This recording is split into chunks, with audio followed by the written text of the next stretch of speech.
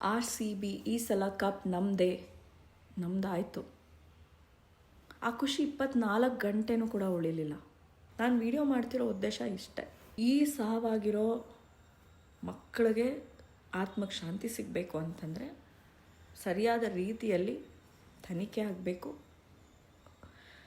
ಈ ಒಂದು ಕೃತ್ಯಕ್ಕೆ ಯಾರ್ಯಾರು ಇರ್ರೆಸ್ಪಾನ್ಸಿಬಿಲಿಟೀಸ್ ಇದೆಯೋ ಅವ್ರಿಗೆ ಘೋರವಾದ ಶಿಕ್ಷೆ ಆಗಬೇಕು.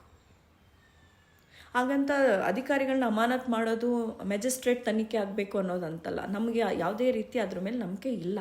CBI ತನಿಖೆನೇ ಆಗಬೇಕು. ಇದಕ್ಕೆ ನ್ಯಾಯ ಸಿಗಬೇಕು ಅಂದರೆ CBI ತನಿಖೆನೇ ಆಗಬೇಕು. ನಮ್ಮ ಕರ್ನಾಟಕ ಸರ್ಕಾರ ಯಾವ ನಿಟ್ಟಲ್ಲಿ ಇದಕ್ಕೆ ಕೆಲಸ ಮಾಡುತ್ತೆ ಗೊತ್ತಿಲ್ಲ.